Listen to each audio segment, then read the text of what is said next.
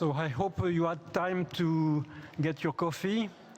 We have to start now. We are already late because of the late termination of the plenary session. So it is my pleasure to introduce this session, Basic Sciences Infrastructures for Ethical and Responsible Collaborative Development. My name is Michel Spiro. I am president of IUPAP, the International Year of Pure and International Union of Pure and Applied Physics, and I am also the promoter of the International Year of Basic Sciences for Development in 2022. This proposal was brought up by Jordan to the UNESCO Executive Board and General Conference, and supported by Nigeria, Russia, Vietnam, and Palestine. It was recommended by UNESCO Executive Board and by the General Conference these last days. So now it has to go to the UN. I hope that Jordan will help us to bring it to the UN, United Nations, next year, so that in 2022 we can celebrate, after the International Year of Physics, of Chemistry, of Mathematics, of Astronomy, of Crystallography, of Light, to celebrate the International Year of Basic Sciences for Development. This session is very relevant to this concept of basic sciences for development, since we will see that organizations like CERN, light sources like Sesame in Jordan, and hopefully later in Africa, in Asia, and in Latin America, theoretical centers like ICTP, which are also spread around the world, and Science Institute for Technology, the one in Montenegro. Hopefully there will be others in the world. These are actions which contribute to peace and development. So we are two moderators, so I will leave now the floor to Michele Zema to introduce the session. Hello, good morning, and welcome everyone. Thank you, Michel, for the introduction. My name is Michele Zema, and I am Director of Education and Outreach at the International Union of Crystallography, which is one of the international scientific unions members of the International Science Council. And I was the coordinator of the International Year of Crystallography 2014, and now coordinating its legacy. First of all, I would like to introduce our panelists here. So please welcome Her Highness Princess Sumaya bint El Hassan. Of course, she doesn't need any presentation for any of us. She's the president of the Royal Scientific Society of Jordan, chair of the Princess Sumaya University of Technology, UNESCO Special Envoy for Science for Peace, and I could mention a lot of other activities for advocating for science and science for peace. Of course, chairing the World Science Forum 2 years ago in Jordan, which was a fantastic experience. Next to Princess Sumaya, we have Professor Herwig Schopper, former director of CERN and former director of the German synchrotron DESI. Also one of the founding fathers of Sesame, the synchrotron for the Middle East, which is again in Jordan. And Professor Sekazi Mtingwa on the side of the panel. He is one of the most eminent physicists who made a strong effort for contributing to the Afro-American scientists in the world. He is one of the co-founders of the National Society of Black Physicists back in 1977, and the former president. He's also, this is one of the topics that I think we will discuss today, one of the co-chairs for the steering committee for the African Light Source. And he is here in his capacity also as the executive committee of the Project LAMP. He will talk about this later on. We also have Atish Dabholkar, who has just been appointed as the new director of the Abdus Salam International Center for Theoretical Physics, so the ICTP. and Sanja Damjanovic. She is the Minister of Science in the government of Montenegro, and she was the main facilitator for the Southeast European International Institute for Sustainable Technologies, which I think Professor Schopper was also involved in, and he's now the chairperson for the Intergovernmental Steering Committee. Let's welcome all the panelists here. In order to introduce the session, I just want to say a few words about what the International Union of Crystallography, which is the scientific union I'm working for, and the IUPAP, the International Union for Pure and Applied Physics, just like all the other international scientific unions are doing for the development of scientific infrastructures all over the world. And in line with the theme of our session that you can read over there, the unions are strongly involved and committed to implement initiatives aimed at allowing access to scientific knowledge and technology in all parts of the world. I just want to mention one of the initiatives that comes from the International Year of Crystallography, and this is to support the fact that we want to continue implementing international years dedicated to basic sciences, like the one that Professor Spihor has mentioned before.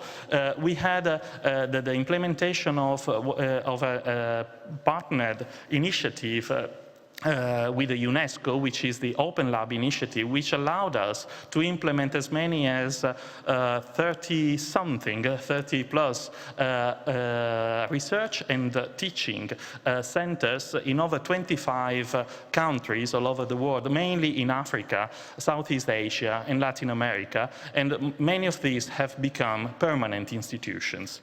So, of course, we have here representatives from many of the most important international scientific centers, like the ICTP, representative of CERN, and Sesame, of course, and the LAMP project for Mexico and Africa, synchrotron. And I have to say that this large-scale international scientific infrastructure are the most sophisticated example of open and multidisciplinary research infrastructure. And because of the high costs, because of the multidisciplinary use, these large-scale facilities provide strong opportunities for integration. And this is done through networking, through cost sharing, and they promote multidisciplinary collaboration with a wider global community, while promoting science diplomacy and peace at large. So this infrastructure, the basic sciences infrastructure that we want to talk about today, have become prime enablers of scientific and technological progress and innovation, and conducive to sustainable development in line with the UN 2030 agenda. So I think this gives a framework of what we want to discuss today, but I'm sure that everyone is waiting, is looking forward to Princess Sumaya's speech. So I would like to invite Her Highness to take the podium and give her a speech. Thank you very much.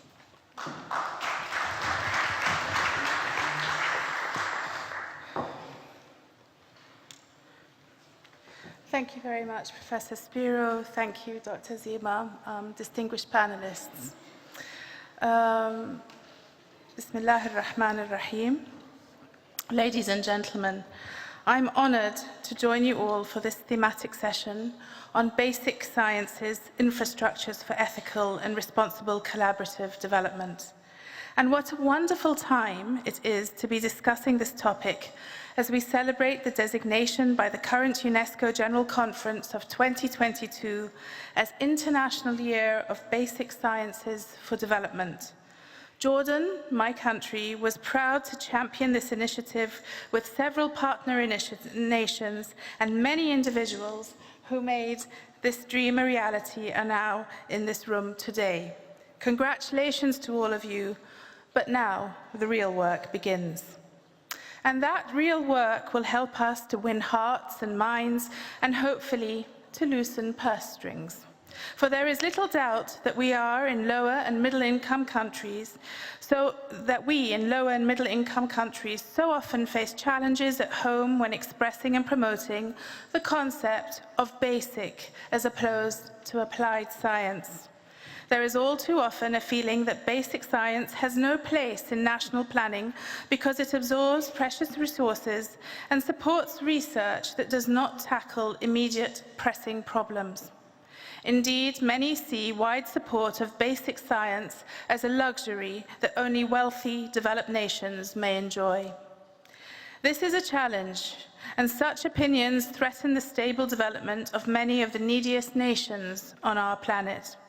The fact is that any nation that does not support some sort of basic science infrastructure and the individuals and communities that emerge from it will remain indefinitely as a consumer of new knowledge rather than becoming a producer of knowledge and innovation. Such a situation can only serve to exacerbate knowledge gaps and to increase the costs of gaining and therefore applying knowledge for development or even for survival.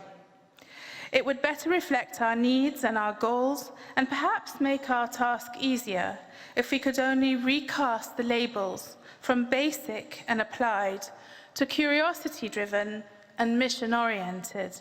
But even then, we would have to emphasize and celebrate the value of curiosity when it is combined with the scientific method. For this is the formula that has allowed humankind to progress to where we are today. And it is the same formula that must make all our nations more durable and more innovative. Basic science must be the foundation on which societies and habitats survive, thrive, and grow sustainably. We must never shy away from extolling the essential virtues of basic science, even in the most challenged economies and communities. The process of investigating and answering the fundamental questions about our world is immensely important in every context and community, and the outcomes can have considerable beneficial social, environmental, or economic implications if tackled in the right way. Sometimes it is only by tangible example that the message can be sent and received successfully. That is, that out of basic science, applied solutions are nurtured and grown. Indeed, so many real applied products have been conceived or created on a bedrock of basic science. So many pharmaceuticals, including mass-produced penicillin, photovoltaics and solar cells, ion batteries, quantum dots and organic light-emitting diodes for TVs, gene editing, the internet, the laser printer, the personal computer mouse, hypertext, bitmap screens, graphical user interfaces, laser technology, semiconductor doping, radar, nuclear energy, and of course the list goes on.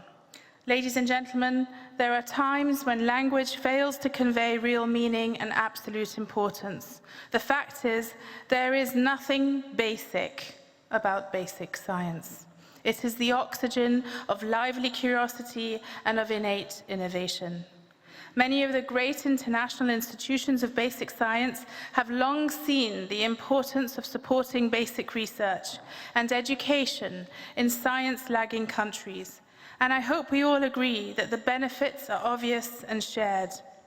Developing countries, by building strength and capacity in science, may harness and produce the knowledge and skills that they need to address diverse challenges, notably with regard to energy, water, the environment, health, and poverty. And of course, these are challenges that are notoriously ignorant of border controls. So a national challenge ignored can quickly become regional or even global. For this reason, many basic science institutions in research-strong nations support projects to increase the overall quality of research and innovation taking place around the world, so that they can jointly tackle challenges that may affect us all.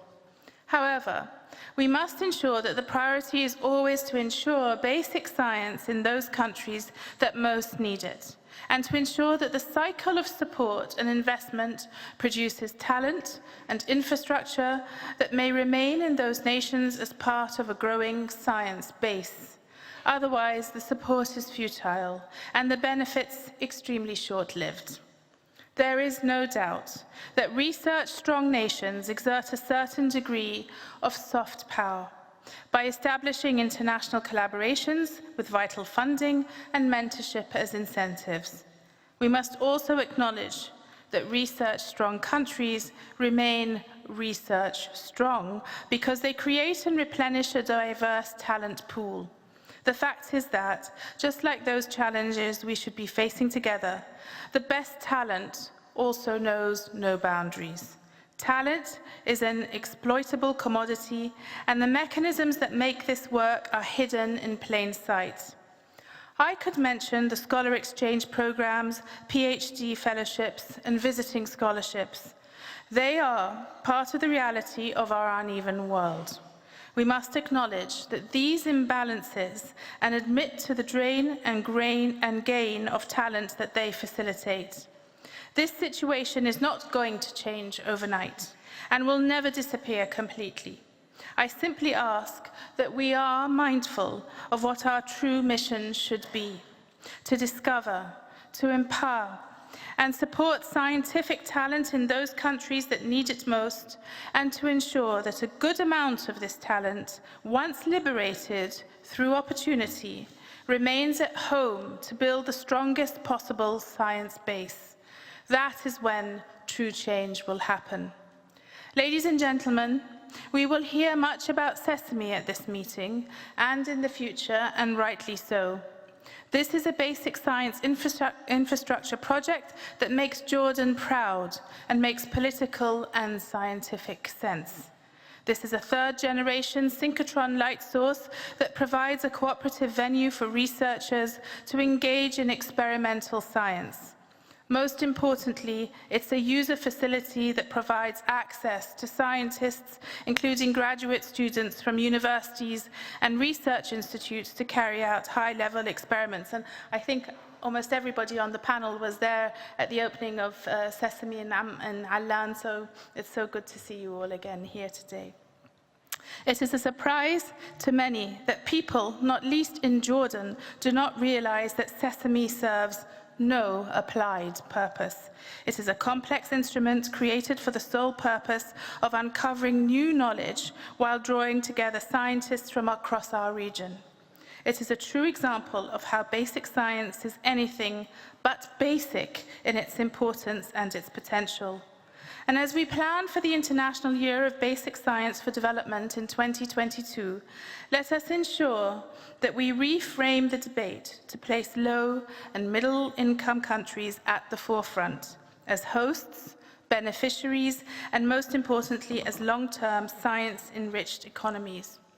I would like to extend a renewed thanks to our co-organizers of this session, the International Union of Pure and Applied Physics, International Union of Crystallography, the Abdus Salam International Center for Theoretical Physics, the International Science Council, CERN, ICISE, and the Dhofar University.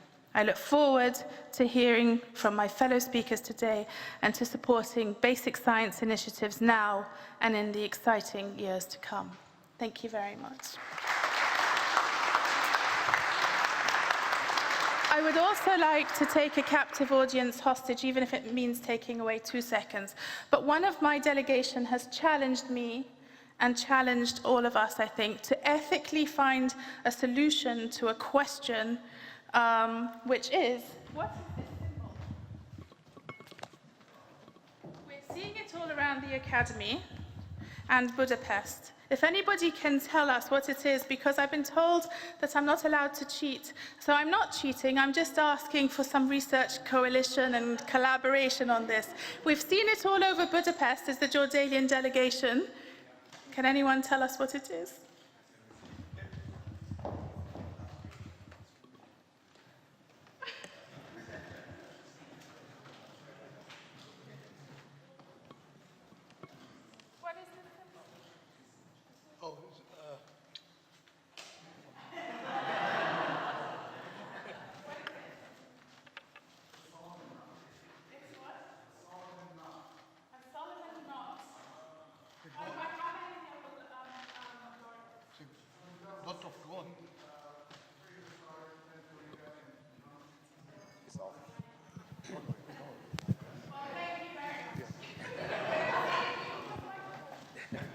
So no one wins the prize, right? Because I was the one that posed it, right? Thank you. Thank you for these inspiring words, Princess Sumaya. Really, this was very, very fascinating. Let me introduce now the next speaker, Professor Herwig Schopper. Probably most of you know him, but I want to remind you that he was former Director General of CERN from 1981 to 1988. The Large Electron Positron Collider, LEP, at CERN with a 27-kilometer circumference ring was proposed and constructed under his leadership. This ring is still used today with the Large Hadron Collider LHC. So you see, it is really a vision of an infrastructure which started in the 80s and is still active for another 20 years, presumably. It's a long-term vision. Schopper's vision of science without borders resulted in him becoming a founding father of Sesame, I think we can say that. The laboratory, which was mentioned by Princess Sumaya, the Laboratory for Synchrotron Light for Experimental Science and Applications in the Middle East, which provides an extremely bright light source to investigate a broad range of domains from condensed matter to biology and archaeology. I think you will cover this topic, Herwig, so I don't want to insist too much. So it is in Jordan. There are 9 member states: Bahrain, Cyprus, Egypt, Iran, Israel, Jordan, Pakistan, the Palestinian Authority, and Turkey. So this is really science for peace.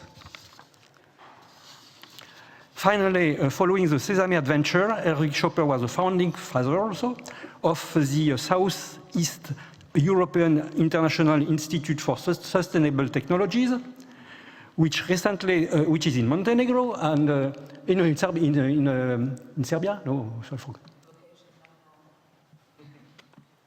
Okay, which will be covered by the Minister of Science of Montenegro, Sanja Damjanovic, and which recently took the decision to support the hadron cancer therapy and biomedical research with protons and heavy ions as the option for the Institute. So, Herwig, this is now you have the floor. The slide, so I put the slide. Yes. Thank you, Michel, for these kind words. Well, Your Royal Highness, dear colleagues, ladies and gentlemen, it's a great pleasure to be back in Budapest here and be able to talk to you. I would like to talk to you about the collaboration between science and politics. And my main point is, of course, science is benefiting from politics, but my point is, I think it should also be the other way around. I think politics can profit a lot of science. And in which way? I think one way, which is one of the basic discussion of this morning here in the conference, is transfer of ethical values. I think one possibility is to transfer ethical values from science to politics. What values? Well, I mentioned here some of them. For instance, to recognize and respect other partners because of their scientific competence, independent of their race, religion, tradition, sex, or whatever it is, to recognize it. Another one is to learn how to distinguish real facts from fake facts. Or finally, an important point is to learn how to make compromises, forgetting individual interests, to make a compromise for the benefit of a common project. And there are many other points. Now, the main issue is that all this scientific collaboration between science and politics helps to create trust and mutual understanding. And without trust and mutual understanding, I think all projects in science and even politics are bound to fail. It takes sometimes time to benefit from that, but that we have to take. Now, instead of continuing to describe this collaboration and the benefits in abstract words, allow me to give you some practical examples which worked in the past and I hope will work in the future, how this transfer of ethical values from science to politics can work. The first example I have to discuss, of course, is CERN, the particle physics laboratory in Geneva. It was founded as the first European organization in 1954. And what is not so much known is it was based on two initiatives. There was one initiative by the physicists who realized that European resources had to be put together to be competitive. But there was another initiative by the politicians. There was in Lausanne, after the First World War, a first meeting of the politicians from England, France, and Italy with German politicians, where they were discussing what can we do to bring together the countries which were fighting during the war to work now peacefully. And they said, well, scientists are relatively reasonable people, why not use science? And these two initiatives were brought together under the conference, in UNESCO General Conference in Florence, and out came the proposal to create CERN. Now, for a long time, CERN was the only organization which had in its convention this double task of promoting science and technology, but at the same time help to bring nations together. Now, there are many ways how to achieve that. Let me mention here only one practical tool. In the CERN Council, every country participating has one vote, independent of its size. But in the Council of CERN, which is a governing board, every country has two delegates, a politician, government representatives, and a scientist. And that brings automatically, creates a platform where politicians and scientists in the daily business have to discuss and try to solve all the problems which come up. And this idea of having in the council a mixture of politicians and scientists is true for the following projects which will be discussed also. And I think that's already an excellent tool of bringing scientists and politicians together. Well, probably you know, CERN has been founded by 12 member states, as I said, as the first international organization in Europe. But CERN has increased now, has more than 24 member states, has a budget of about $1 billion per year. But most important, CERN, in a way, if I say it in a too simple way, is a service station which has a technology to provide facility which are used by outside users, by outside people coming from national universities and laboratories. Now, although CERN is still a European organization, the users shown here come practically from the whole world. There are only two regions, or three regions, where there's no interest. One is Greenland, apparently ice bears are not so much interested. And well, the other one is, unfortunately, Sub-Saharan Africa is still missing. But apart from that, there are users of CERN, scientists coming to CERN, working at CERN from practically all the world. So although CERN is still formally a European laboratory, practically it is becoming a world laboratory. So I think that is another excellent way of scientific policy, bringing people together. And as I say, it's not only scientists, always politicians are involved also. So as a result, well, CERN, I think, is recognized as being a very successful laboratory. Scientifically, we all heard about or Higgs particle, or whatever it is. It had many technological achievements. But here I want to point out that also there are many political achievements, political contributions from CERN. And I could give you now a whole lecture, about an hour, what has been achieved by CERN during this 60 years of existence on the political front. Let me mention just a few. One of the first one was during the hottest phase of the Cold War.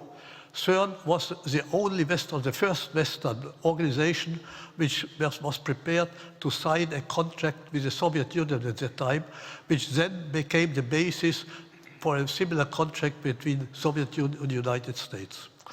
Let me mention that during the negotiations between Reagan and Gorbachev for the nuclear disarmament, CERN, and I cannot go into details here, CERN provided a platform for neutral discussions, private discussions, which really helped to overcome the difficulties.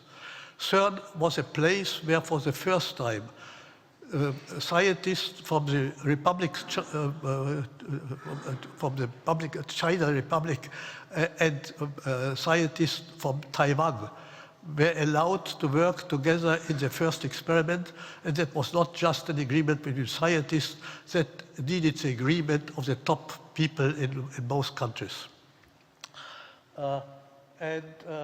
Well, let me also mention, without going into details, CERN during all these years could help in several cases to help to solve problems which dissidents from different countries had.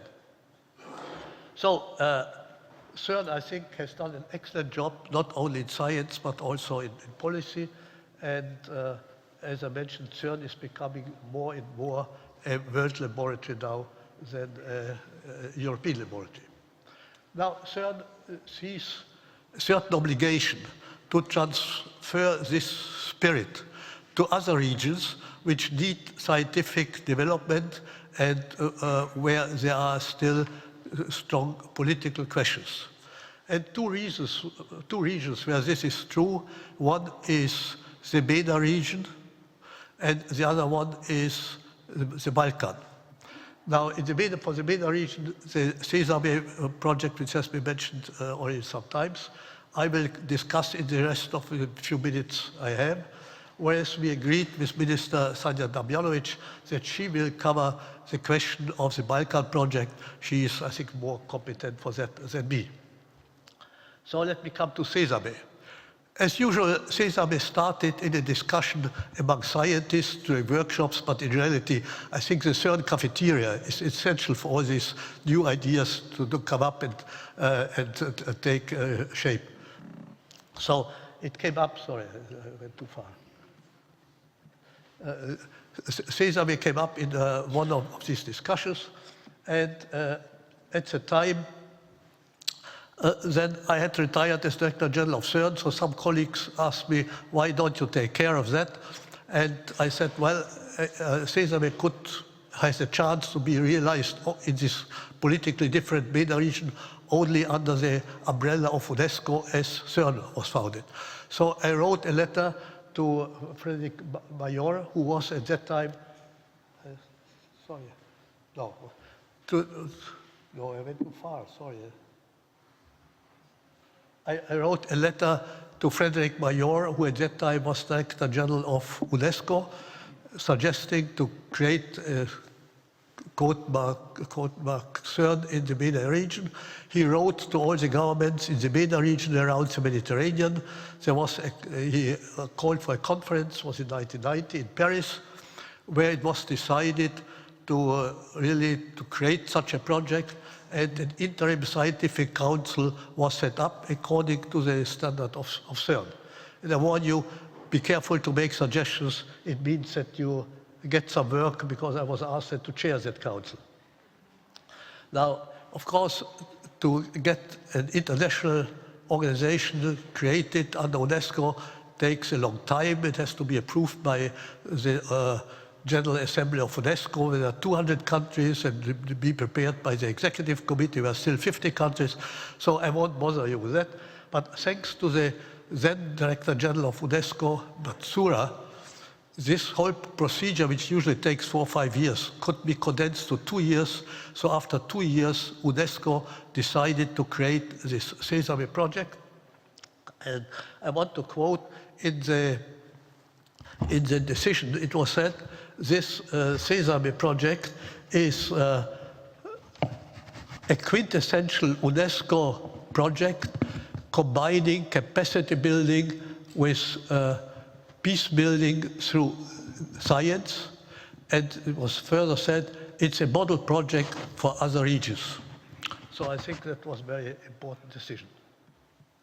Well, you're asking about the sites. The site decision was very difficult because there were some conditions for the site. One condition was the host state has to provide the country and has to pay for the building. That was easy. But the second condition was every scientist in the world must have access to this laboratory. And we had proposals from 12 proposals for sites from 7 countries or something like that. So it was a very difficult procedure. But the essential point was, at a certain moment, the then director,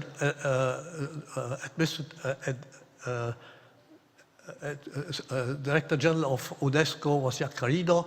With him, we traveled to the countries, and we also had got an audience with His Majesty Abdullah II in Jordan. So I presented to him these 2 conditions. To my surprise, but he had been, of course, prepared before that. He said yes, he agreed to that. I said, can I have that in writing? He said yes. Half an hour later, I had a letter from him that Jordan would accept these 2 conditions, and that was the real decision for the site. And I must tell you, the success of Sesame was very much linked to the support of Georgian, and without that it would not exist. As was mentioned already by Michel Spiro, you see here the countries. Of course, the main 2 countries at the beginning was Israel and Palestine, but then other countries joined. And as was mentioned, surprisingly, Pakistan, Iran are members, and also Turkey and Cyprus, which are 2 countries with big difficulties.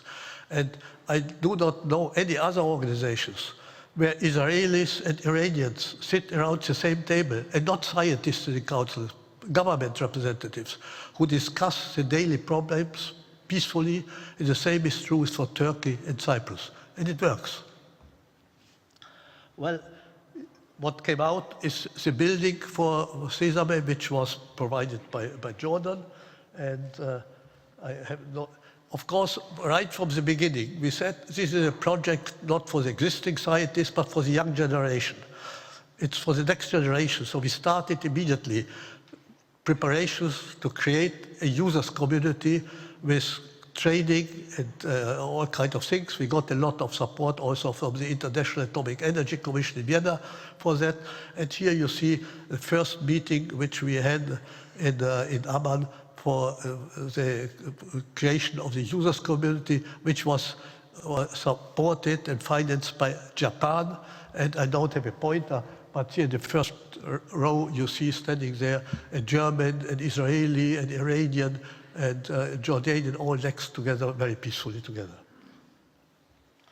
Well, I cannot go into details. This machine is an accelerator, but in reality it's just a strong light source. In a magnetic ring, electrons are running around very fast and sending out very strong radiation from the infrared to the hard X-rays. And there are many beamlines which can be established. And these beamlines can be used for all kinds of science, from life science to material science to cultural heritage and so on. The official introduction,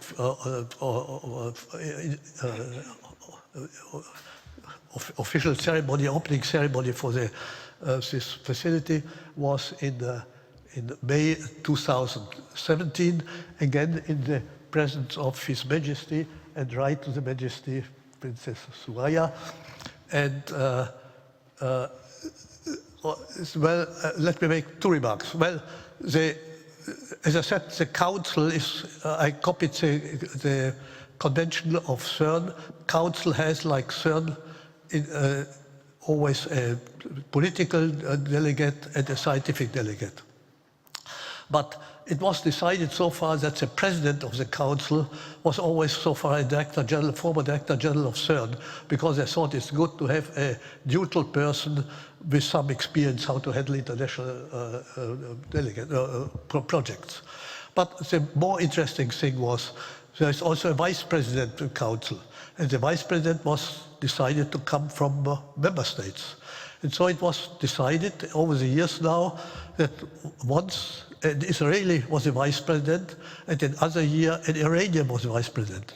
And in the vote for this president, vice presidents was always unanimous.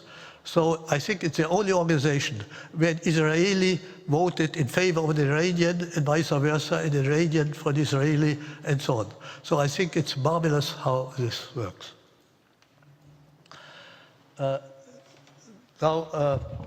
Well, just a few points about the operation of Sesame. The inauguration was not only a formal act, it really, the machine started to work. The machine has reached all its design values, is working very well. Of these many beamlines which can be installed, which I mentioned, 2 are in full operation, 3 more under construction, and combined international teams working on these beamlines, and they produced already a number of publications which have appeared. So it works. And in summary, I must say, so far, thanks to the support of Jordan, Sesame is a big success. It seems to work scientifically, it works politically, and I'm glad to say so far Sesame has no real political issues, contrary to this complicated composition of member states. This was recognized in earlier in March this year. This was recognized by AAAS in Washington and received a prize for science diplomacy for Sesame, and so this is recognized. I must say, however, there are problems. It would not be true if I would say everything is blue sky. And the main problem is money. And it's not only the lack of money. There are political and practical difficulties. For instance, Iran wants to pay its contribution, but cannot because of the sanctions from the West. So one of the main problems of the laboratories now, there's not enough money to fully use this machine with all beamlines. But we hope that can also be solved long run. Well, let me finish and say that in a time where there's still so many frictions between countries and by saying hatred and violence, it is very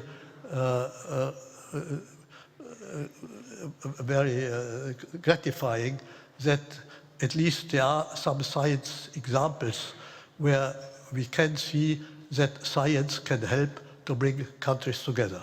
So I think it's a small light in dark times. Thank you.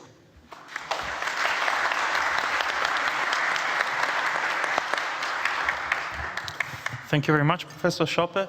I'm not going to open the session for questions at this stage, I would invite the remaining speakers to please stay in 10, 12 minutes maximum in the speech. So we would like to have some contributions from the audience at the end of the session. And it is my great pleasure now to invite Professor Sekazim Tingwa to introduce something about the LAMP project and how this became a reality thanks to all the activities that you did previously.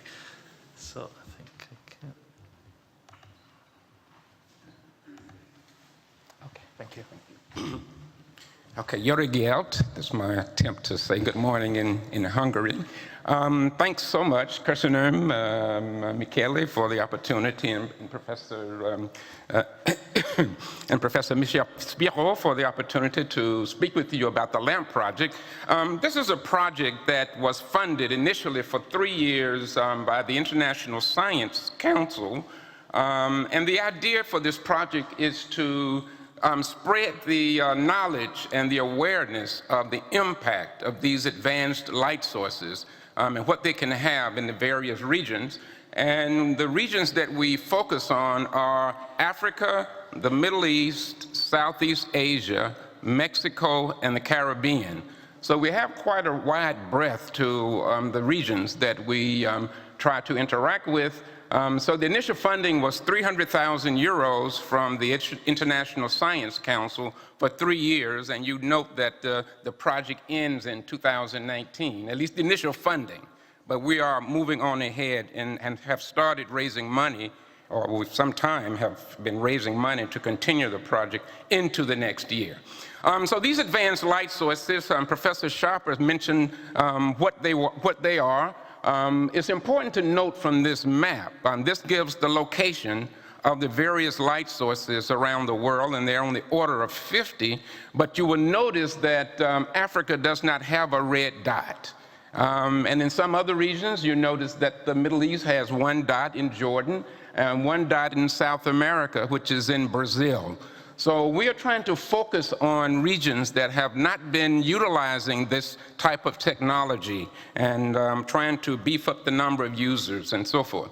So this is sort of an area view, as Professor Sharper said, that you have these electron beams that travel around in circle, and you wiggle the beam with magnetic fields. You have these devices that wiggle the beam, and as the electrons travel around, when you wiggle it, it shoots off X-ray bursts. And as it travels around, you can do this all around the ring. So all of these little sticks sticking off of the circle are beam lines where people are doing experiments. And you're doing experiments in many, many different fields. And the biologists are using them to decipher protein structures. Material scientists are using them.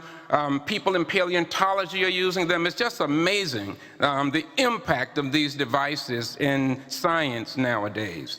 In fact, in cultural heritage studies, people are studying the constituency of paint and are learning that, for instance, it seems that some of the famous painters like Picasso may have mixed in house paint with their professional paint to kind of stretch the dollars. So a lot of these things have been speculated upon historically. People are now beginning to see them, understand them better. So the LAMP project, we try to send inexperienced light source users to the various light sources. I mentioned there are on the order of 50 around the world, and 16 of them are partners with the LAMP project, and I've listed them there so you can see where they are located. So the LAMP project has 5 major tasks that we have been pursuing. One is to develop a strategic plan for each region. Number 2, to establish a colloquium program where we send seasoned light source users to these various regions to explain what they're all about and to stimulate interest not only among the scientists and engineers, but also among government officials. We also publish an informational brochure. I have maybe a couple of copies left, which we publish to explain in layperson's terms what light sources are. And we've published it in English, French, and Spanish. And soon, and within the next couple of months, we will have it in Arabic. And after that, we will have it in Portuguese. Another task, which has really been extremely successful, is that we have been identifying faculty and graduate students and have been sending them as a team of 2, faculty and student, to the light sources for 2 months of training. And we try to follow up the next year with 2 months in additional training. Let me move on quickly. And the way we operate the program, in each of the 5 regions, we have what we call a regional committee. And for instance, faculty and students who want to go for training at the various light sources will send their applications directly to the chairs of the various regions. And so that's 4 of them, and then the 5th one in Southeast Asia. The third task has to do with the colloquium program, where we send researchers out to the regions. This is an example of Dr. Thierry Dalmeida, who went to Benin, and he had a chance to actually have several meetings with the president of Benin. And in this particular meeting, you can see he's meeting with the cabinet of the president. And they were so excited about the whole idea of light sources and crystallography, which is one of the tools that's used to study materials at light sources. They decided to invest in a crystallography training program. So Benin just within a few months established this program so that just this past May, about 50 students from Benin and 50 students from all over Africa came to Benin for 2 weeks of training in May. And then there will be another session. In fact, the session is going on right now, November 18 through 30, another session of about 100 students. And in fact, Professor Michele Zema will go immediately after this conference to pursue teaching, to spread, he's one of the world's best crystallographers, to spread his knowledge. So the LAMP project has been moving very fast on all of these initiatives. This is a cover of the brochure. Please go to the LAMP website and download this brochure because it really does an excellent job of explaining what light sources are all about. The LAMP project has the faculty-student teams that I mentioned. Okay, we have a 3-year grant. The first year we were getting started. We had 7 FAST teams that went to the light sources. That's 14 individuals. Year number 2, we had 32 individuals. That was 16 FAST teams. And this year, we awarded 15 FAST teams to go. And next year, we will continue with this program. So this, I'll skip that, gives you sort of a breakdown of where the various FAST teams come from. This year, we had 3 new teams from Africa, 1 continuing team, Caribbean 2 teams, and so forth. We try to spread the knowledge. As I said, the colloquium program, I attended the Caribbean Academy of Science big conference that they had in Jamaica, and from that we were able to engage with more faculty and students. This is a person who came from Botswana University of Science and Technology, who visited Thailand's light source. And this is very interesting because Professor Kirsty Lawrence from the Cyprus Institute trained at France's ESRF, that's the European Synchrotron Radiation Facility, and her team was the first team to perform an experiment at the Sesame light source in Jordan. So we're very proud that one of our alumni of the FAST team program actually was the first team to do an experiment at Sesame. Let me see, let me go through this. I think what happened here is that I made my presentation shorter and sent it, but unfortunately the one I loaded on my fast drive is not the one that I wanted. But let me just, I think I've covered most of the interesting things. I'll just end with this, that Herman Winnick and I have done quite a bit of work lately trying to spread the word about advanced light sources throughout Africa, the Caribbean, and elsewhere. And we had an editorial in Science magazine where we tried to point out again, to emphasize what Professor Sharper said, that these light sources are playing a tremendous role not only in spreading science, but in spreading peace and cooperation, collaboration around the world. So we said that these endeavors will face challenges, which we just heard. There are challenges in terms of getting money to operate Sesame, but they share with Sesame the goals of building regional capacity and promoting understanding, friendship, and peace by bringing together scientists from different countries and ethnicities to perform world-class research. And with that, I say, Kirsinam Saipan.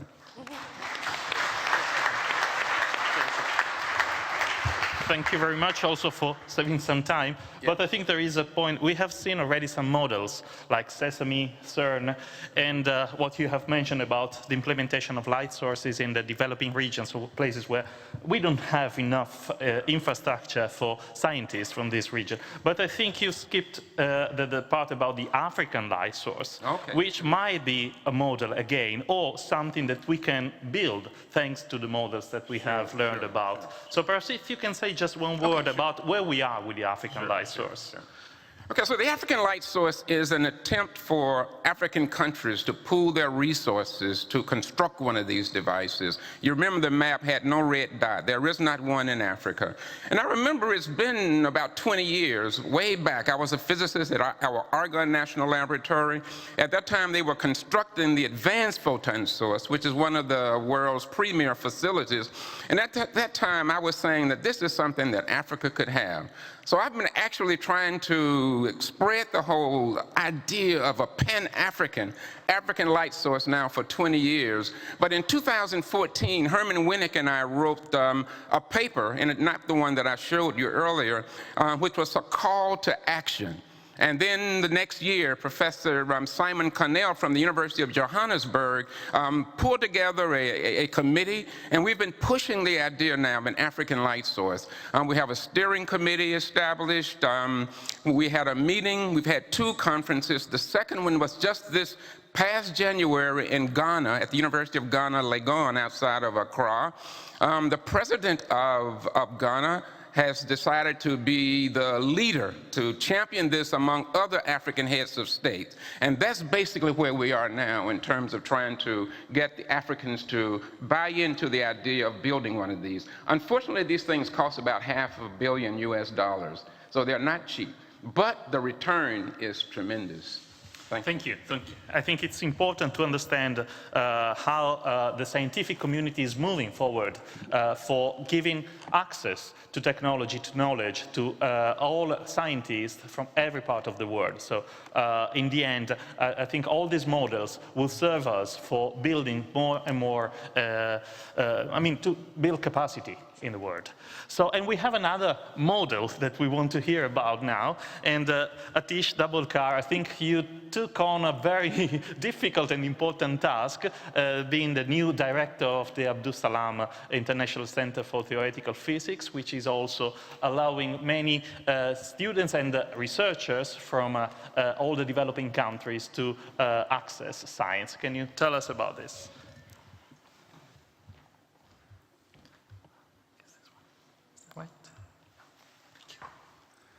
Okay, Your Royal Highness and distinguished panelists and friends, it's a great honor for me to be here in this prestigious forum. And I would like to tell you about ICTP, which has been a model of world-class research education and also a successful model for international collaboration, especially focused on developing world. And this mission of ICTP is particularly close to my heart since I come from India. And I was reading what was the thinking of Salam, since, to take his legacy forward.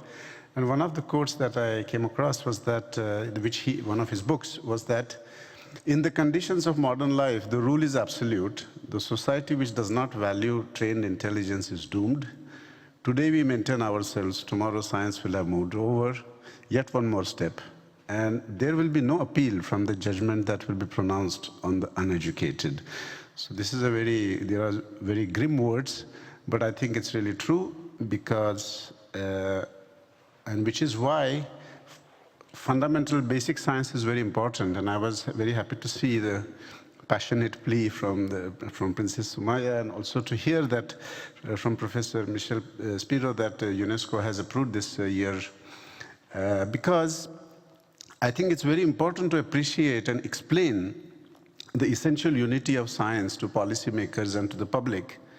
I mean, for example, one cannot have quantum technologies without quantum mechanics, and you need people in the country who understand quantum mechanics, or artificial intelligence without a good base of people doing physics and mathematics. And this sort of brings to mind this famous quote of Euclid, when Ptolemy asked him that, okay, can you explain to me geometry? It's too difficult for me. And he said, well, Your Highness, there is no royal shortcut to geometry. You just have to sit down.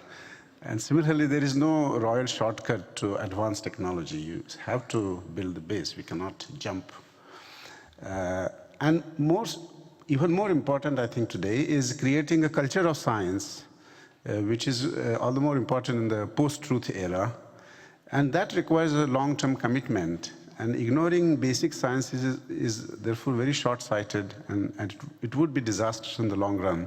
And I was looking at Salam around the 80s. He was actually quite pessimistic. He felt that if he had tried to create a center like ICTP in modern times, he felt that the governments were becoming too short-sighted, and he may not have succeeded. So I'm very happy that UNESCO has acknowledged this. So what is ICTP? I will just tell you, some of you might have seen this before who know ICTP.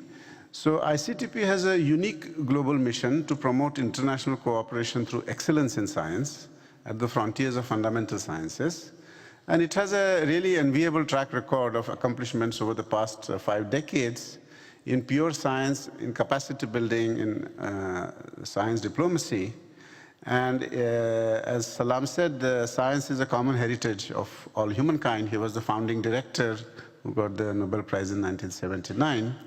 And ICTP sort of acts as a place to bring the world together into the great stream of science, breaking barriers of geography, race, economics, and gender, and through a long-term commitment to basic sciences. And that is what I think we need to, at least in this panel and also in the year 1922, we should use this. It requires persuasion to the public and to the policymakers. So just to tell you very briefly about ICTP, ICTP is governed by a tripartite agreement between the International Atomic Energy Agency, UNESCO, and the Italian government, and it's a Category 1 institute of the UNESCO. By now, even though we started with high energy physics, which is also my field of specialty, we have now grown in many other fields like condensed matter physics, mathematics, applied physics, Earth system, which is focused on climate science, quantitative life sciences, which has, deals with issues of, let's say, artificial intelligence and theoretical biology. And the idea of ICTP is not to be just a service provider. Excellence is one of our important parameters. And as you can see, we have been successful in maintaining excellence. Several Nobel Prizes were associated with ICTP. But now let me come to our activities in international cooperation. As you can see, we have a track record of building the foundations for sustainable science. We have something like 60 conferences every year in very advanced topics. Really the best people in the world come together from all over the world to lecture there. And students come from east, west, north, south together. ICTP funds most people coming from the developing world. Something like 5,000 scientists come from 145 nations, and about 25% are women. I hope this number will go up in the coming years. We have 8 postgraduate degree programs, laboratory training programs, career development, and a very important postgraduate diploma program. As you can see on this, it's really like a rainbow mix of students. I have myself taught an advanced course in quantum field theory, and it's very interesting to see students from Ethiopia, Palestine, Colombia, basically from every student is from a different country, and that's very interesting, and some countries which do not have a long tradition. And about 75% of them succeed in attaining a PhD. We also have a very good scientific outreach program. Actually, we have an Office of External Activities. So associates, this was Salam's original idea, that scientists who feel isolated because of their surroundings or perhaps because of the local circumstances, they can come to ICTP and get refreshed, get recharged. And we have several hundreds of associates spread all over the world. If you go to any small university in the world, you will see ICTP has had an impact. Something like 150,000 scientists have visited ICTP over the years. And these are all scientists. I'm not talking about students. These are advanced. So Salam's idea was to focus on advanced scientific training. We have now, to spread this mission in a more effective way, we have initiated these partner institutes. so that we can do locally instead of bringing everybody to Italy. We have a partner institute in Brazil, one in China, in Rwanda, and one in Mexico is kind of in the future. Then we have this very nice program of Physics Without Frontiers. Actually, Kate Shaw, who started that program, is here. And basically, they have been to least developed countries, her team. Like Afghanistan, she had to go with the UNESCO protection, going to places in Palestine. And you can see lots of very young, excited students attend these 1 week long kind of programs on particle physics. Some of them come to ICTP to do their diploma. In fact, this year in our diploma in particle physics, in high energy physics, we have 2 women physicists. One is from Jordan and one is from Lebanon. And we have had students from Palestine who have gone on to do PhD at CERN, for example, or at ICTP. So it's a very kind of, ICTP has this holistic point of view that we really take the scientist from the beginning and throughout their career. ICTP, I myself have visited ICTP when I was a student from India.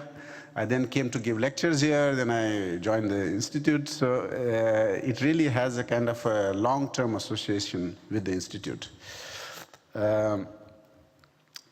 This is just a kind of a global map of our outreach. We have affiliated centers, networks, partner institutes, so I can go ahead.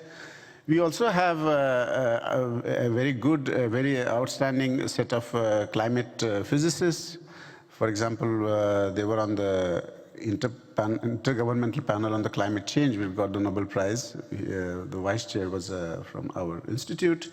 And we hold, so it has an impact on decision makers as well.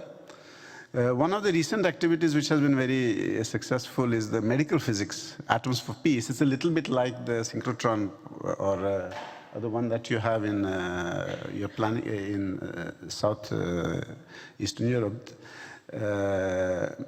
Because you need medical physicists if you want to use lasers and or X-rays.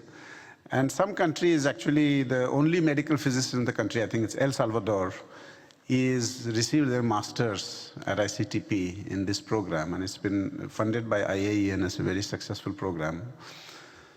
So let me now come to sort of some broad remarks, if I have a few minutes. So this is about ICTP, but then one could ask the question, what made ICTP succeed so well? And in fact, I was reading Robert Oppenheimer, who was the first chairman of our council. In one of the radio interviews said that ICTP's growth has been unexpectedly rapid. And the reason is, I think, that science is a unique human enterprise that is naturally global and democratic, and it has high community standards of integrity. And it's a kind of a shared language that transcends national boundaries. I mean, a stone dropped in London falls the same way as it is dropped in Bombay.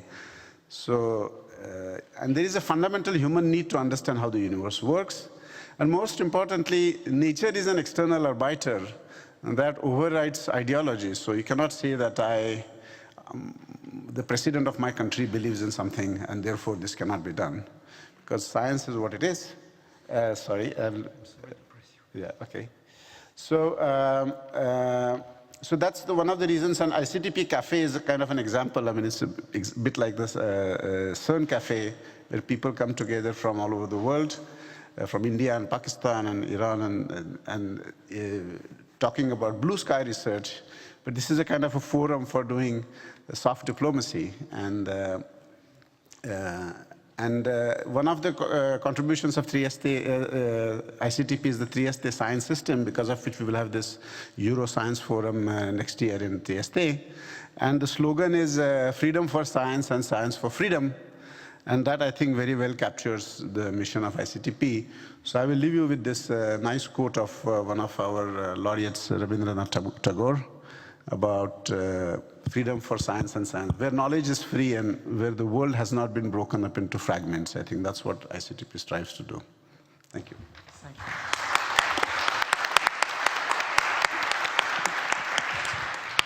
thank you very much, Atish Nabulkar, for this presentation of ICTP. It's a great achievement, which I hope will be spread over the world. I have now the pleasure to introduce the Minister of Science of the government of Montenegro, Sanja Damjanovic. Born in Montenegro, she worked in two large international organizations, at CERN in Geneva and at GSI FAIR in Darmstadt, covering both basic and applied research in the field of high-energy nuclear physics. Sanja Damjanovic has about 100 publications in refereed journals and conference proceedings.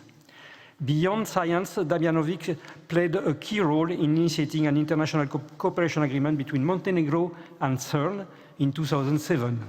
In November 2016, she was appointed as Minister of Science in the government of Montenegro, following an initiative by Professor Ervik Schopper, again,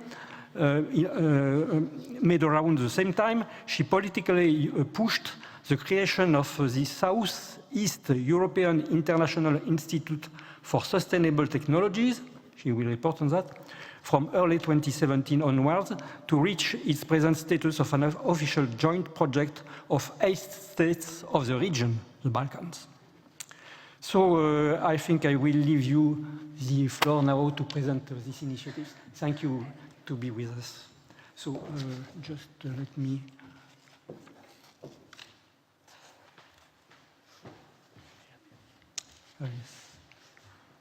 S-E-I-S-E. Yes. So thank you very much, in particular pointing that I'm not only Minister of Science, but scientist by profession.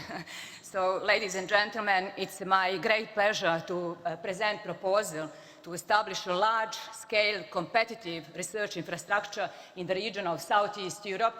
We call this project SEAST. Acronym is not so beautiful, but it's thanks to Professor Schopper and no time to change it. So I'm addressing you today not only as a Minister of Science of Montenegro, but as a chairperson of this project. So the initiative came from Professor Schopper at the end of 2016 at the occasion of the meeting of World Academy of Art and Science in Dubrovnik, and our academic communities was not really embracing this initiative. At that time, I became Minister of Science of Montenegro, and when I learned about this initiative from Professor Schopper, I got really infected, and since then we started to work together.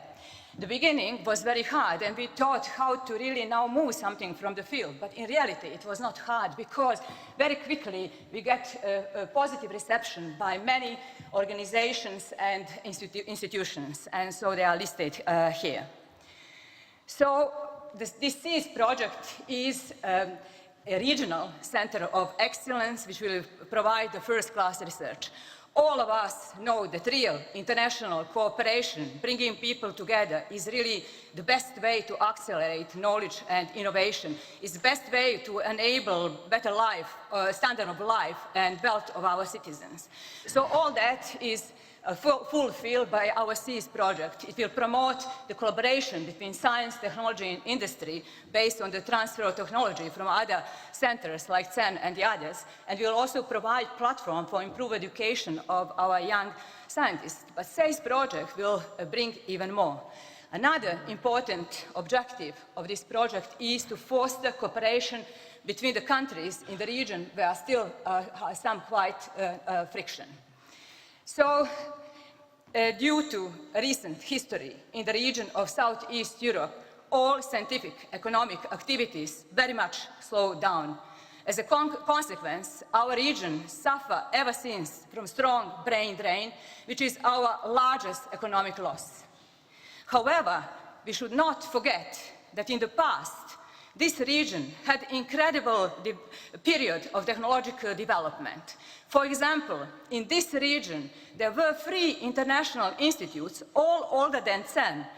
Vinča in Serbia, which was established in 1948, last year celebrated 70th anniversary. Josef Stefan in Ljubljana, which this year celebrates 70th anniversary, established in 1949. 1950, Ruđer Bošković.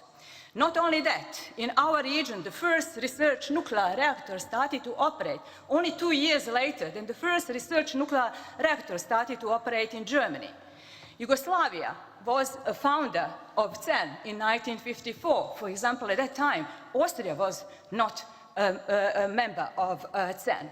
Now, the question is how to really return back the good technology tradition which we had in the past, how to slow down and even revert the brain drain. The most effective way is to establish a large-scale facility based on the latest technology. I think it's not only the most effective way, I think it's only way. So what is our SEAS project? It is facility for tumor therapy and biomedical research with protons and heavy ions, which today present the most modern and most powerful method of treatment of cancer. So in this picture here, you see such first machine in Europe, HIT Heidelberg, which started to operate only in 2009. 10 years ago. So you don't see the scale in this picture, but you can judge by looking at the size of the patients in this patient room. So only in the world today, there are only 12 machines of such type, only 4 in Europe, 2 in Germany, 1 in Italy, and 1 in Austria. However, our SEAS project is not going to be just fifth in Europe. Our SEAS project is going to be unique in the world. Why? Because 50% of the beam time will be dedicated to this research. And we know what cancer means today. And the cancer research is actually, not by chance, one of the mission of the next Horizon Europe program. No matter that 50% of the beam time will be dedicated to research, we will still be able to treat about 500 patients, which is the need for population about 20 million inhabitants. And so this facility will offer capacity for about 1,000 researchers, including will be attractive also for users from Western Europe. So let me please explain why this method is the most powerful method of treatment of cancer. So I ask you for your attention to the figure on your left. So you see here dose, which is the liver along the depth in the tissue. And the red arrow points the tumor region. So with conventional X-ray radiation, you see that the largest, this is a continuum line, green and yellow. So you see that the largest dose is the liver on the healthy cells, and you see how little is the liver when you come to the cancer region. But different particles interact different with matter, and look what happened here with proton and ions beams. So you don't deliver any dose onto healthy cells, and all of a sudden you stop full beam exactly on the tumor region. And you do precise mapping in 3D by controlling the beam with 2 magnets in horizontal, in vertical plane, and by changing the energy extracting from synchrotron, you change the position of this peak. So this is very important for the tumors which are close to the risk organs. This is actually the only method to radiate pregnant women, and also the method which is used for radiating children. But why ions and not only protons? Because with ions, because of larger charge, they are kind of radio-resistant tumors, and you can't treat them with protons. You need carbon ions, and that's why, not only carbon ions, but heavy ions, and that's why they are really superior. Now I would like to ask you your attention on the picture on your right.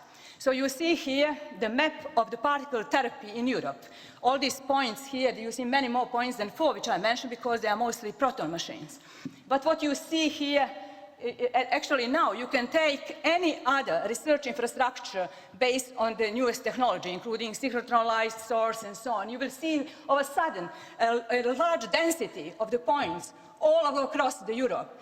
But our region of Southeast Europe, which is the large integral part of Europe with 40 million inhabitants, remains a gray zone. So I lost the circle here, but you can see this gray area.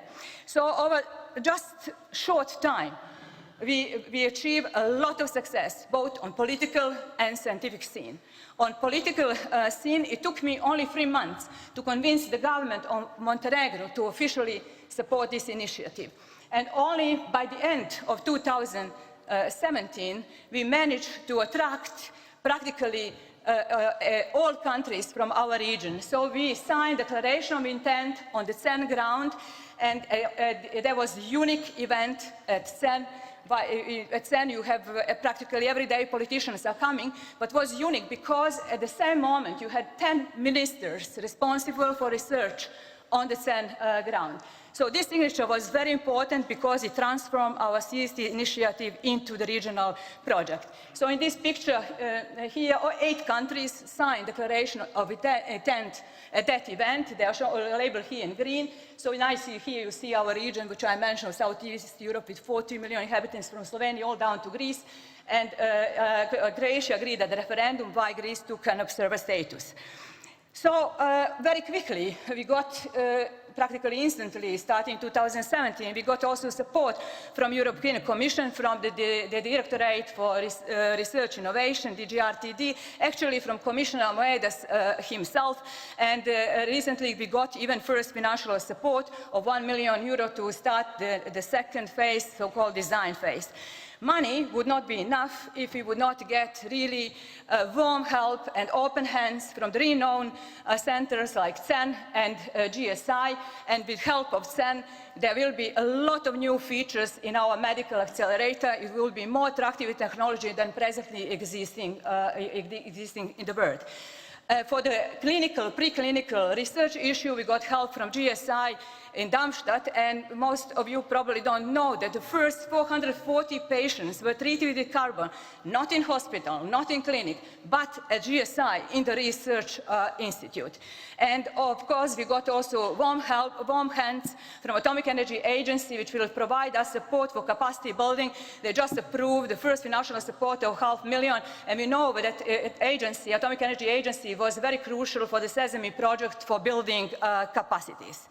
So since this is not a project of only research, but also of health, also of diplomacy, it was very important also to get highest political support for this project, and we are very happy that this year Memorandum of Cooperation has been signed by 6 Prime Minister of the region, education of the 6th summit of the Berlin process, which took place in Poland this year. We also, over a short time, achieved a lot of success on scientific scene. So the first phase has already been done. We have a concept study. We have a document of 100 pages. And actually, this concept study was work with the largest experts in this field. And they provided that this work was on a voluntarian base for us. And we organized a nice event forum in Trieste at ICTP. And we really very much thank to this warm, open hands of all international centers. And that was the event where a lot of people participated from politics and from research centers, but we had also 40 users from our region. And at that forum, for the first time, the concept study was shown in public, and this concept study is 100 pages document, which now appear also as a CEN yellow report. Now there are many actions going on. We got $1 million to start design phase, second phase, which is design phase of this project. We now applied actually for very competitive Horizon 2020 call, and we are convinced that we will be successful because we got support even from 18 European super good centers, including these 4 hadron cancer therapy centers, and of course CEN and GSI. We became association or Swiss law. We have now a legal entity that we also could apply for this project. So location is not yet decided, but no matter where this institute will be located, there will be national benefit across the whole region. Why? First of all, each country will have its own quota to treat patients, which so far we cannot treat our patients with this most modern method. But not only that. So to build this project, you need about 200 to 400 companies. So we want to train our industry, because our industry is not competitive, because you have countries which are now becoming members of CERN, but you are not competitive to this level with the other industries. Also, we want to really push for powerful digitalization, because medical data, big data, or data, oncological data are big data. So we are going to make real network, scientific network, clinical network, but not only that. Our project will be mega green project, because in our region we have a very high capacity for green energy. So we are going to push for the green project, not to tell you that we have 250 sunny days per year. And of course, last but not least, we want to train our innovative capacity. So here's the timeline of our project. So we already have a concept study. We started design phase. And thanks to this financial support, European Commission, we are applying for extra 3 million to finalize it. For the site, the selection of site should be sometime by the end of 2020, at the beginning of 2021. We will try also to launch this project on the ES3 roadmap, which is the deadline in May. If everything goes well, we could start construction of this project in 2023, and if we are lucky, we will be able to treat the first patient in 2028. So, for seized, up to 200 million is required to guarantee competitivity in Europe. Now you can say it's large, but everything is relative. So I remind you, an ELI project, which cost 850 million, only 3 countries involved, one of them is Hungary. So we are talking about 200 million for 10 countries, and we would really like to be able to use funds, use EU structural funds, cohesion funds, IPA funds. Some contribution, of course, should come from the member states. Now, what Europe needs? Europe needs to further advance in ion therapy. Politically, it's widely accepted that our region needs economical help. Europe, after the Second War, would also not stand up on the legs without research infrastructure, without infrastructure, without economical help. Therefore, multi-ion tumor therapy with a large fraction beam time dedicated to biomedical research in Southeast Europe will be benefit for the whole Europe. I just want to flash that we had recently a great event where we marked the start of design phase with a lot of, again, participants, and I just want again to stress the SEAS project is in line with all this sustainable development goal. Health is an important part in each of these areas. SEAS project will be mega green project, and I need only to conclude now that it is perfect example of research infrastructure for ethical and responsible cooperation. Thank you very much for your attention.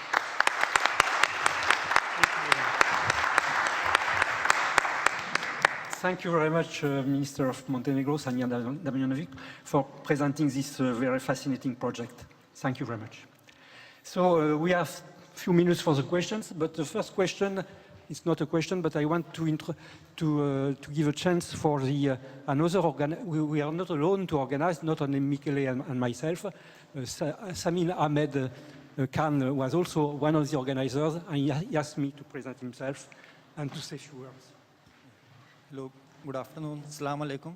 I'm Samin Ahmed Khan from Dover University, and I'm one of the co-organizers of this program, along with Kate Shaw and others. Yeah, please, Kate Shaw, come along. Yeah. Any questions? We have very little time now.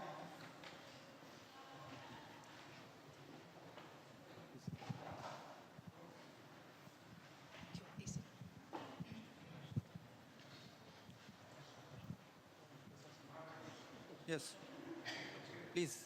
You give me the floor? Yes. Yeah, thank you so much. Thank you for inviting me. My name is Anna Projkova. I'm a professor in theoretical and mathematical physics, currently at the University of Sofia. But I'm taking the floor as a person working at the S3.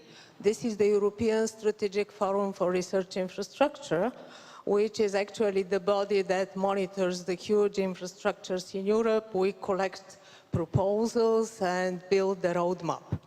I have a general question to the panelists, all of them very experienced in large infrastructure, either like participants doing research there or currently monitoring them. The first question is how you can ensure the running cost of the huge operational running cost of a huge infrastructure when you should compete with all the scientific community interested in this field. This is an economical question. But the more important question, which we are obliged to answer every day, is that every research infrastructure needs about 15 to 20 years to build. So the question is, how you are going to keep the interest of the new generation of scientists in the specific area of research you put in this research infrastructure. And at the end, I would like to invite all of you in Sofia, 10th to 11th of December. We organize together with the European Commission a conference on the future research infrastructures. So welcome.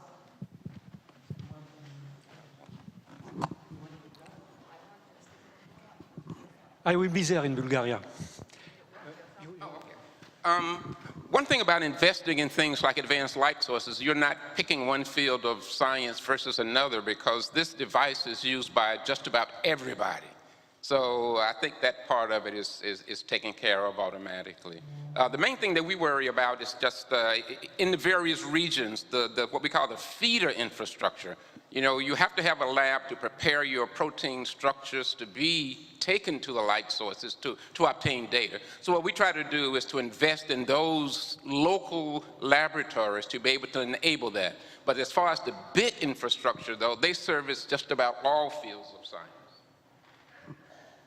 Can answer your question, because in the case of SEAS project is fully sustainable, because the HIT Heidelberg is sustainable. Because why? Our operational cost will be 10 million euros, and this is treatment for 500 patients.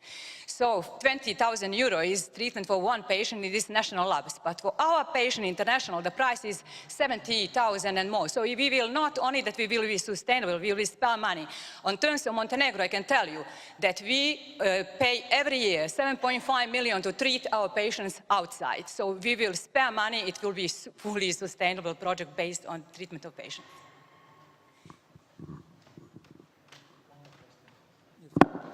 One more question. One more question. Yes. Yeah, please. Good morning, everybody. I'm Hanan Malkawi from Yarmouk University, Jordan. I'm a biologist in science nature. In fact, my question is for Her Excellency, the Minister, about the SEAS project. It's really nice. I mean, cancer, as you know, is #1 killer in the world. But my question is maybe scientific. You know, in order I was really optimistic to see that you will be treating the patients, which is clinical trials, in like 5 years from now. But you know, I mean, any treatment, like even a drug, it takes 12 years sometimes in order to be approved, to be ready to be used even in the market. So I'm really surprised. I mean, could you elaborate on that? So I'm not an oncologist, but I can answer your question. HIT Heidelberg started to operate in 2009. This project was very much criticized. Why you want to spend 200 million for something? Why don't you buy a machine of 3 million like everybody is using?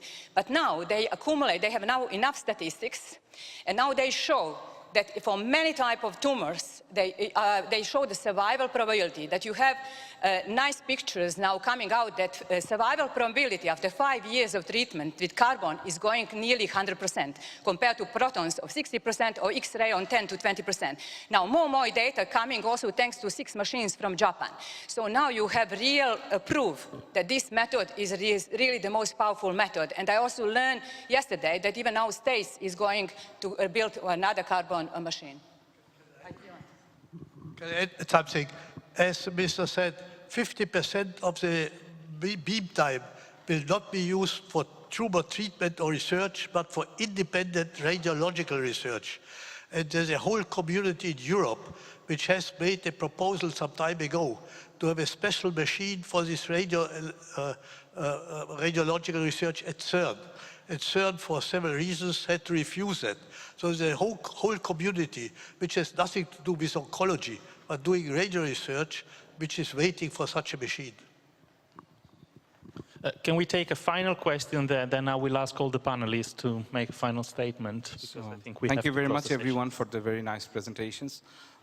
Professor Schopper mentioned that in order to build a collaboration, the scientists need to trust politicians and vice versa.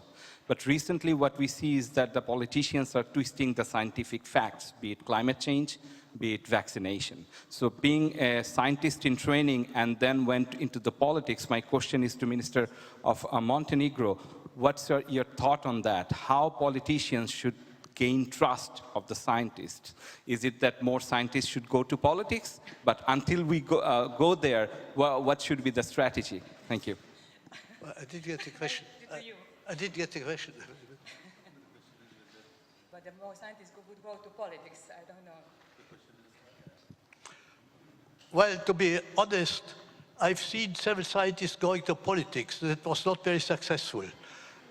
I can tell you, for instance, some of the science ministers we had in Germany, which were scientists, were not so good because well, it depends what you call politics. Usually, for the minister, well, it depends on the countries, so it's very difficult. But sometimes, for a minister, it's not so important to be a scientist himself. Sometimes it's very good, as in the case of Mr. Savdaviovic, but sometimes in big countries, it's better for a minister to have political power, to have some organizations behind him to push through things in the government. It's a very complicated question, which is different in each country. Okay, I think we have to close in a few minutes, but I think we have seen a lot of very nice models and also how basic science infrastructure can turn into some applications which address very important issues. So I think I'm quite positive in seeing how we can build capacity and how the scientific community can work together and seek for cooperation. So I would like to start with Sekazi from the far end and ask all the speakers to make a final statement before we conclude the session. Okay, I'd just like to quickly just address the second question that the professor asked, and that would be my concluding statement. You know, these are such long-term projects to build, as you say. I mean, it could be 10 to 20 years. And the way to keep the young people, even old people like me, connected until it's built is to send them, like we're doing, to existing infrastructures.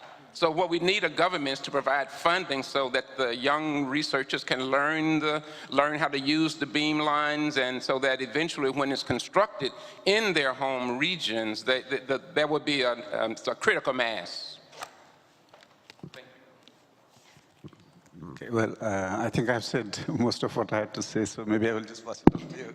I will just make a comment. I really see the light for this project after CEN model and Sesame model. I think we will manage. I want to say that scientifically we cannot fail, and I all wish that political support in our region remain until 2028. So thanks. Well, let me make a completely general question, independent of what has been discussed now.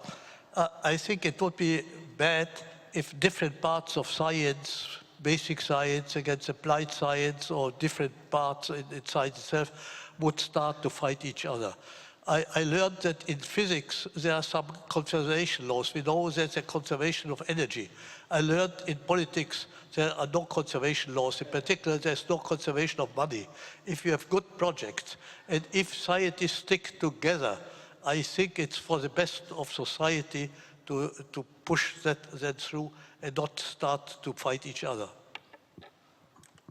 Thank you very much. I'm going to start by commenting on what was just mentioned about should scientists be politicians. The day before yesterday, when I had to introduce myself, I introduced myself as a princess by birth, but a science enabler by accident of birth. And I think that's what, as a forum like this, which is the largest science policy forum or gathering of science policy and decision makers in the world, I think that we have to be thinking about the policy rather than the politics, and making sure that we really are instilling the correct policies for our varied regions of the world to be able to fulfill this mission of building the correct infrastructures for the basic sciences. And so I thank you for putting this panel on the agenda.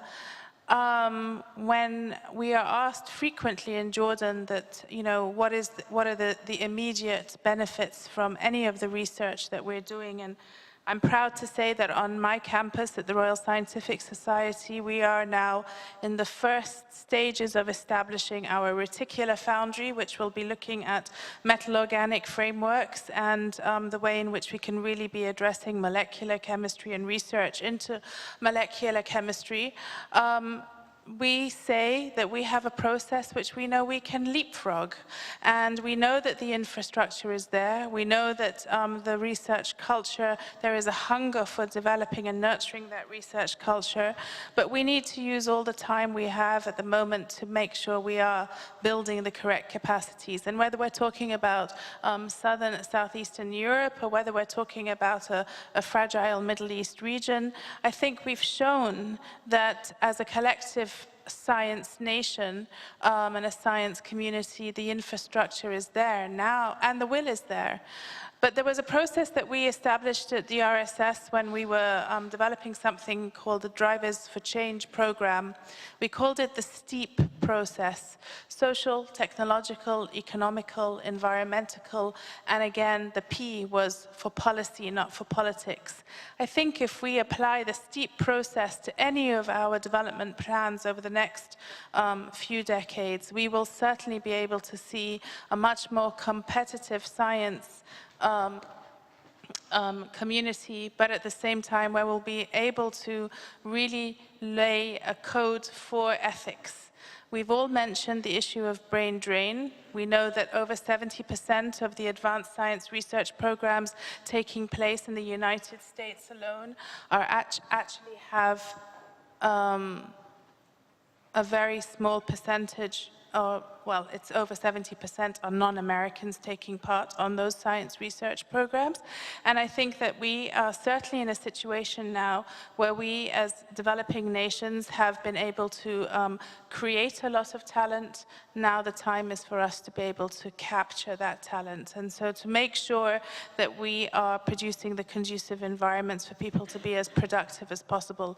And this all starts at the grassroots. And I will just go back to the days when the ISC were talking about the life science revolution and how we have to really start remembering or giving credence back to the life sciences and the natural sciences.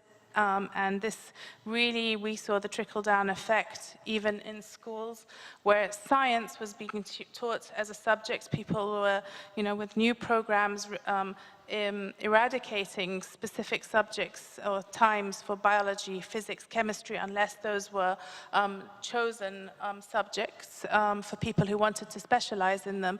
And everything was being taught under the umbrella of general science. So I think the question is, where do we actually go back to the basics? And I started my speech by talking about Jordan and how when we were having the conversation about developing our reticular foundry and making sure the right people there were going to be working on the project, we wanted to talk about basic sciences, and it was almost like a taboo word for us to be using that. So they said, oh, can we use the word foundational science? Can we use the, other words? But don't call it basic science. But I think at the end of the day, it is our responsibility, our ethical responsibility in science to somehow go back to the basics, but to also be able to leapfrog the process. Thank you very much.